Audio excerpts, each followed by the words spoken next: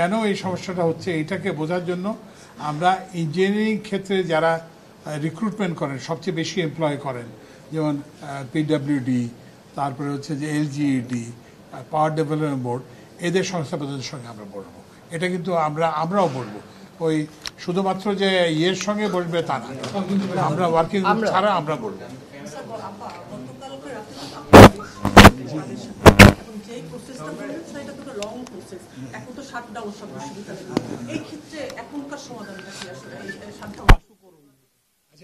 এখনকার সমাধান তো এই যেটা বললে এটাই সমাধান। এই যে আমরা আপনাদেরকে যে ওনারা তো ধরেন এখন থেকে যে কোনো সময় আমাদের ওই যে ওয়ার্কিং গ্রুপের সঙ্গে বসতে পারেন, কিন্তু যেমন ধরেন এখানে একদিকে 3 দফা দাবি আছে আর একদিকে 7 দফা দাবি আছে। তো আমরা তো প্রথমে শুনতে হবে, বুঝতে হবে, এটার প্রস এন্ড কনস তো জানতে হবে। আমরা তো এখন বলতে পারবো না যে একটা ঘোষণা দিতে পারি না যে আমি 3 দফা মেনে নিলাম কিংবা 7 দফা মেনে নিলাম কিংবা এখান থেকে 2 দফা মানলাম, এখান থেকে 1 দফা। আমরা তো আগে শুনতে হবে, জানতে হবে, বুঝতে হবে, তারপরেই তো করতে হবে। এর মধ্যে আমরা যে এই যে আপনাদের মাধ্যমে আমরা জানতে চাই যে আমরা এটা নিরপেক্ষতার সঙ্গে কারো পক্ষপাতিত্ব না করে আমরা এই সমস্যার একটা ন্যায্য সমাধান খুঁজতে চেষ্টা করব।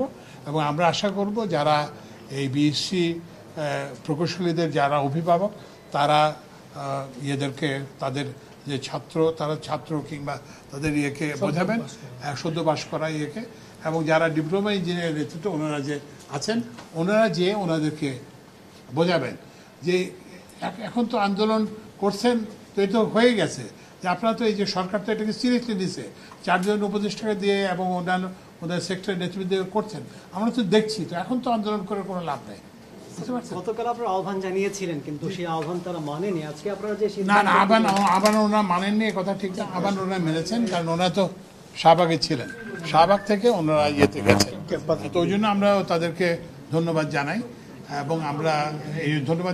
এবং আমরা যেটা সবাইকে বলবো যে এই পরিস্থিতিটা আর যাতে না হয়। আমরা তো এটা দেখতেছি, কারণ আমাদের তো একটা সময় দিতে হবে। আমি তো বলতে পারবো না যে আমি এই দাবিটা মেনে নিলাম, কারণ এখানে কি এই জিনিসটা হচ্ছে যে আপনি যেই একটা দাবি গ্রহণ করলে একদল খুশি হবে, আরেকটা দাবি গ্রহণ করলে আরেক দল খুশি হবে। তো আমাদের তো একটা বিবেচনা আনতে হবে তো যে কিভাবে এই জিনিসটাকে আমরা তো একটা সেতু করতে হবে, একটা ব্রিজ করতে হবে। এখানে তো ডিফারেন্স অফ ওপিনিয়ন আছে, একদিকে 3 দফা আছে, একদিকে 7 দফা আছে।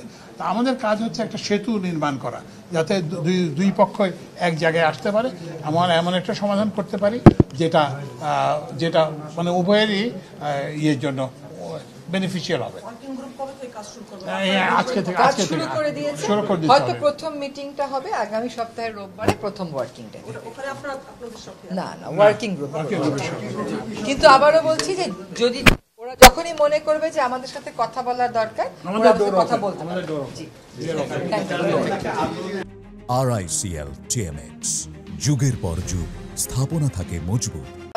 আজকে তো যেটা ফজল ভাই বললেন যে আমরা মোডালিটি কেমন করে এই কমিটি কাজ করবে সেটা ঠিক করেছি। প্রথম হচ্ছে যে সমস্যাগুলো আজকে এসছে এগুলো আসলে আজকের সমস্যা না, এগুলো বহুদিনের আগের সমস্যা। ফলে এইগুলো সমাধান করতে গেলে আমাদের সংশ্লিষ্ট সকলের সাথে কথা বলতে হবে। আমরা চিন্তা করেছি যে আমরা একটা ওয়ার্কিং গ্রুপ করে দেব। আসলে আজকে একটা ওয়ার্কিং গ্রুপ গঠন করা হয়েছে। সেই ওয়ার্কিং গ্রুপে মোট 13 জন প্রতিনিধি থাকবে। বিভিন্ন সংস্থা প্রধান যারা আছেন, যে সংস্থাগুলোতে ইঞ্জিনিয়ারদের রিক্রুট করা হয় সেই সংস্থা প্রধানেরা থাকবেন, এবং একই সাথে ডিপ্লোমা ইঞ্জিনিয়ারদের থেকেও 3 জন প্রতিনিধি থাকবেন, 4 জন প্রতিনিধি, মোট 14 জনের সমন্বয়ে এটা হবে। এবং এখানে জনপ্রশাসন এবং এই দুইটার প্রতিনিধিত্বও থাকবে।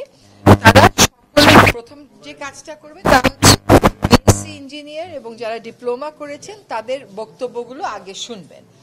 পরবর্তী কার্য দিবসে তাদের বক্তব্যগুলি শুনবেন এবং শোনার পরে তারপরে ইঞ্জিনিয়ারিং সেক্টরে, সেটা আমরা বিএসসি বলি আর ডিপ্লোমাই বলি, সেখানে যারা প্রণিধানযোগ্য আছেন, যারা বিষয়গুলো সম্পর্কে ভালো ওয়াকিবহাল আছেন, তাদের বক্তব্য এই ওয়ার্কিং কমিটি শুনবে। তারপরে এখানে অনেক আইনগত বিষয় আছে, সেগুলোর অনেক কাগজপত্র দিয়ে যাওয়া হয়েছে, সেগুলো সবগুলো দেখে তারপরে আবার তারা আমাদেরকে ব্রিফ করবেন এবং সেই মোতাবেক আমরা আগাবো। এর মধ্যে আমাদের একটা অনুরোধ থাকবে সকলের কাছে যে যেহেতু এগুলো আসলে অনেক পুরনো বিষয়, এটা নতুন কোনো বিষয় না, সেহেতু আন্দোলন যারা করেন তারা যেন জনদুর্ভোগের সৃষ্টি না করেন। তাদের যা বক্তব্য আছে লিখিত আকারে, যেহেতু এখন একটা ওয়ার্কিং গ্রুপ হয়েছে, এই ওয়ার্কিং গ্রুপের প্রধান হচ্ছেন আমাদের গৃহায়ন এবং গণপূর্ত মন্ত্রণালয়ের সচিব, তার ফোন নাম্বার আমরা প্রেস রিলিজ মারফত জানিয়ে দেব।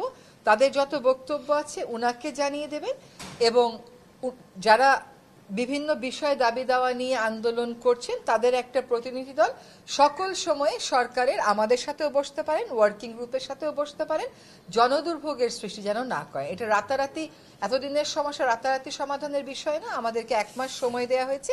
আমরা এই 1 মাস সময়ের মধ্যে সমস্যাগুলো অনুধাবন করে আমাদের যা সুপারিশ তা সরকারের কাছে এবং সংশ্লিষ্ট সকলের কাছে পেশ করব।